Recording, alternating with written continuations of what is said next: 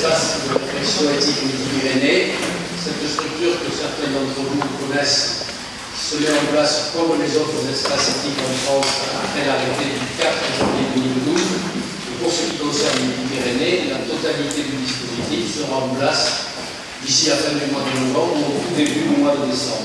Vous avez ici les caractéristiques pour joindre l'espace provisoirement, l'email, le téléphone, utilisez plutôt l'email pour le moment, et l'espace, le site internet sera fonctionnel dans les prochains jours, et c'est à travers lui, j'espère, que dorénavant, nous communiquerons le plus largement possible. Pour la journée, la fin de soirée d'aujourd'hui, nous nous plaçons exactement dans les missions de cet espace, qui, entre autres, doit sensibiliser, informer et former la population à la réflexion éthique sur les questions de la vie et de la santé. Parmi les questions que l'on a vues surgir dans la presse, dans des discussions, dans des débats au cours des derniers mois, les sujets qui touchent à la filiation nous ont paru pouvoir justifier de les regrouper à une séance. Je vous dois quelques explications sur ce titre. Filiation, on comprend bien ce que cela veut dire, même s'il y a des changements. Et le changement, il est dans le S, qui exprime l'explosion des possibles depuis le temps un peu ancien où on avait l'impression que la filiation, c'était Monsieur Y et Madame X qui avaient un ou plusieurs enfants. Actuellement, la situation est complètement différente et les questions d'éthique, naturellement, en découlent. Pour aborder ces questions, il n'y a pas une discipline ni privilégiée ni à privilégier. Et c'est pour ça qu'il nous a paru préférable de la mettre sous l'égide de regards croisés. Et enfin, le mot débat ne figure pas sur cette diapositive. Alors non pas que vous n'aurez pas la parole, vous aurez la parole de deux façons.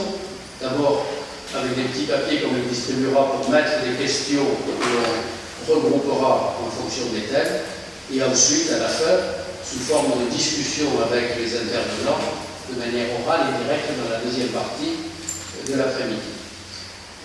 Mais nous pensons que pour ce genre de sujet, il faut d'abord qu'il y ait des échanges, des présentations, pour donner des éléments de réflexion. C'est ça finalement une des missions de l'espace de réflexion éthique, et c'est ce que nous allons essayer de faire maintenant. En passant, vous êtes tous passés devant cette petite lucarne que l'on appelle le tour ou le tourniquet des innocents à l'Hôtel-Dieu, qui était l'endroit où autrefois les enfants abandonnés étaient déposés et recueillis par les religieuses avant d'avoir un autre mode de vie par la suite. On est donc dans un lieu symbolique pour aborder cette réflexion, et je vous propose d'avoir pour fil conducteur de cette fin d'après-midi la question suivante. Que signifie aujourd'hui être l'enfant de quelqu'un? Pour guider cette discussion, cette réflexion, nous avons fait appel à la compétence de Sophie Boinis, journaliste, qui va répartir les temps de parole entre ceux qui vont regarder de leur point de vue cette question, et nous aborderons ensuite vos questions sur les modalités que Mme Boinis va vous exposer. Et en passant, je remercie les intervenants de la préparation et M. Violet pour un travail de coordination important qu'il a réalisé pour cet après-midi que je vous souhaite à tous fructueuse.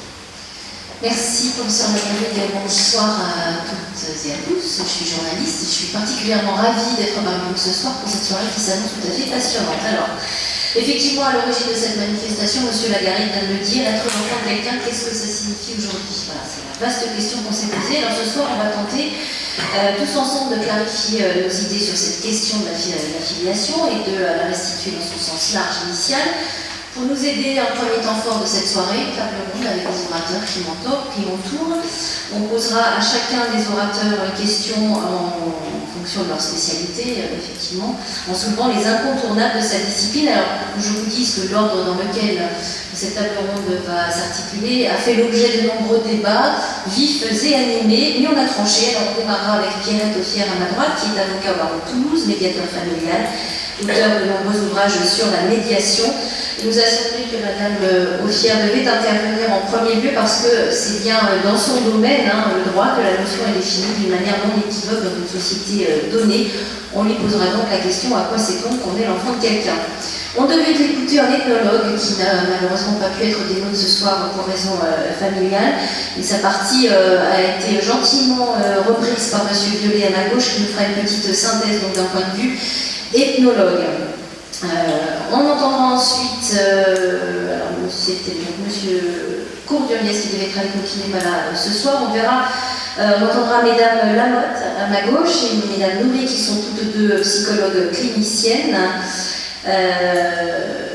Voilà, puis M. Bujan sur ma droite, professeur dans le service de médecine de la reproduction et du développement au SECOS depuis 30 ans, président de la Fédération française des SECOS. Et à la suite de deux psychologues, on abordera avec M. Bujan la notion de trépied, droit, biologie affective, et surtout la biologie, vous l'avez compris.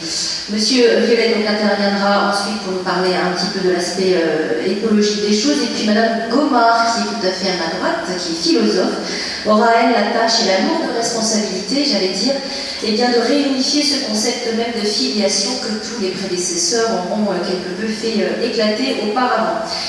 Donc, comme l'a précisé M. Lagarrigue, l'idée pendant cette première table ronde, c'est de conserver vos questions.